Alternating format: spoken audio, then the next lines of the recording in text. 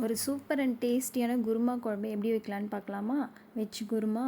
இது வந்து ரைஸ்க்கு, சப்பாத்திக்கு, தோசைக்கு, இட்லிக்கு எல்லாத்துக்குமே சூட் ஆகும். ஒரு சிம்பிள் அண்ட் ஈஸியாக எப்படி பண்ணலான்ட்டு பார்க்கலாம் இப்போது. நான் சிம்பிளாக கேரட் பீன்ஸ் வச்சு தான் ஒரு குருமா பண்ண போகிறேன். உங்களுக்கு ஃபேவரட் காலிஃப்ளவர், பட்டாணி அது மாதிரி போட்டு கூட ட்ரை பண்ணலாம். டேஸ்ட்டு சூப்பராக இருக்கும். எக்ஸ்ட்ரா வேணால் ஆட் பண்ணிங்க. ஒரே ஒரு பெரிய வெங்காயம், ஒரு பெரிய தக்காளி, அப்புறம் பீன்ஸு, கேரட்டு, இஞ்சி பூண்டு பேஸ்ட் தான். இப்போது எப்படி பண்ணலான்னு பார்க்கலாம். பேன் வச்சுங்க. ஒரு 3 டேபிள் ஸ்பூன் கடலை எண்ணெய் எடுத்துக்கிறேன். கடலை எண்ணெயில் தான் நான் பண்ணுறேன். அப்புறம் ஸ்பைசஸ் ஆட் பண்ணிக்கலாம். பட்டை 2 இலை, ஏலக்காய் 2 எடுத்துக்கிறேன். பெருஞ்சீரகம் 1 ஸ்பூன் எடுத்துக்கிறேன். எண்ணெய் பொரிஞ்சதுக்கப்புறம் இப்போது நல்லா மிக்ஸ் பண்ணி விடுங்க. இந்த ஸ்பைசஸ் வதங்கினதுக்கப்புறம் ஒரு பெரிய வெங்காயம் எடுத்துக்கிறேன். அதை போட்டு நல்லா வதக்கி விட்டுக்கலாம்.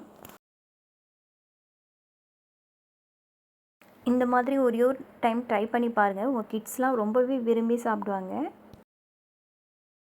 வெங்காயம் ரொம்ப வதங்கத்தாலும் ஒரு 50% வதங்கினா போதும். இப்போது இஞ்சி பூண்டு பேஸ்ட்டு 1 ஸ்பூன் போட்டுக்கிறேன். 1 டேபிள் ஸ்பூன் போட்டு நல்லா வதக்கி விட்டுக்கலாம். நான் வந்து ஒரு 3 பேர் சாப்பிட்ற அளவுக்கு தான் குருமா பண்ணுறேன். நல்லா வதக்கி விட்டுங்க. இப்போ கறிவேப்பிலை சேர்த்து நல்லா வதக்கிக்கலாம். இப்போது நம்ம மசாலாலாம் சேர்த்துக்கலாம். 1/4 ஸ்பூன் மஞ்சள்தூள் போட்டுக்கிறேன். 1 ஸ்பூன் வந்து சில்லி பவுடரு, 2 ஸ்பூன் மல்லித்தூள் போட்டுக்கலாம். ஜீரகத்தூள் ஒரு 1/2 ஸ்பூன் போட்டுங்க. இப்போ நல்லா இது கலந்து விட்டுக்கலாம். இப்போது அந்த மசாலாவெல்லாம் நல்லா வதக்கி விட்டுக்கலாம். அந்த பச்சை வாசனை போட்டோம். மசாலாவோட பச்சை வாசனை போகிற அளவுக்கு வதக்கிக்குங்க. சிம்லேயே வச்சு வதக்கி விடுங்க. ஏன்னா மசாலா போட்டுவிட்டோம் நம்ம. மசாலா போட்டதுக்கப்புறம் ஹை ஃப்ளேம் வச்சிங்கன்னா கருகிடும். அதனால் குருமா டேஸ்ட்டு வேறு மாதிரி ஆகிடும். இப்போது பச்சை வாசனை போயிடுச்சு. இப்போ தக்காளி சேர்த்துக்கலாம். ஒரு பெரிய சைஸ் தக்காளி சேர்த்துக்கிறேன். இது போட்டு நல்லா வதக்கி விட்டுங்க.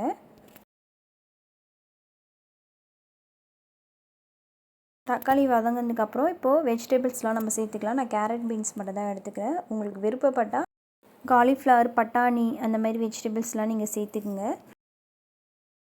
இப்போது வெஜிடபிள்ஸ்லாம் சேர்த்ததுக்கப்புறம் நல்லா மிக்ஸ் பண்ணி விடுங்க. மசாலா எல்லாமே இறங்கணும், அதில் வதக்கி விடுங்க. இப்போ பாருங்கள், அந்த ஹீட்லேயே கொஞ்சம் காய் வதங்கிடுச்சு. இப்போது சால்ட்டு சேர்த்துக்கலாம். தேவையான அளவு சால்ட்டு சேர்த்து வதக்கி விடுங்க. இப்போது அந்த வெஜிடபிள்ஸ்லாம் ஒரு 30% வதங்கிடுச்சு. இப்போ நம்ம தண்ணி சேர்த்துக்கலாம். நான் வந்து 2 பெரிய கிளாஸ் அளவுக்கு 2 கிளாஸ் தண்ணி எடுத்துக்கிறேன். அதில் ஊற்றி நல்லா மிக்ஸ் பண்ணி விட்டுங்க. அதிலே காய் வேகட்டும். இப்போ நம்ம வேகிறப்ப பார்க்கலாம். இப்போது நம்ம பேஸ்ட் ரெடி பண்ணிக்கலாம். தேங்காய் வந்து ஒரு 1/2 மூடி ஃபுல்லாக எடுத்துக்கிட்டேன். முந்திரி பருப்பு வந்து ஒரு 5-6 முழு முந்திரி எடுத்துக்கிட்டேன். இப்போ அதை போட்டு நல்லா அரைச்சி எடுத்துக்கலாம் நம்ம மிக்சியில் போட்டு. இப்போ பார்க்கலாம், காயெலாம் நல்லா வெந்துடுச்சு. பாருங்கள், தண்ணி கொதிக்குது. இப்போது நம்ம அந்த பேஸ்ட் அரைச்சி வச்சுருக்கோம் இல்லையா, அதை ஆட் பண்ணிக்கலாம். இப்போது அந்த பேஸ்ட்டு சேர்த்ததுக்கப்புறம் அந்த ஜாரில் இருக்கிற கொஞ்சம் தண்ணி மிக்ஸ் பண்ணி அதை கழுவி ஊற்றிக்கலாம். இப்போது ஓரளவுக்கு நம்மளுக்கு கன்சிஸ்டன்சி கிடைக்கும். அதை நல்லா கொதிக்கணும் இப்போது. ஏன்னா தேங்காய் அரைச்சி ஊற்றிருக்கோம் இல்லையா.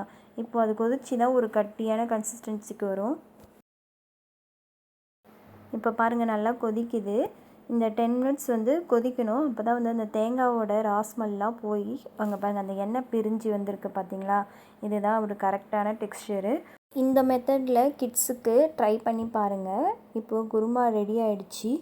இந்த மெத்தடில் ட்ரை பண்ணிங்கன்னா கிட்ஸ்லாம் விரும்பி சாப்பிடுவாங்க. அவ்வளோதாங்க, ஒரு சூப்பரான குருமா ரெடி ஆகிடுச்சு. வீடியோஸ் பிடிச்சா லைக் பண்ணி சப்ஸ்கிரைப் பண்ணுங்கள். பாய்.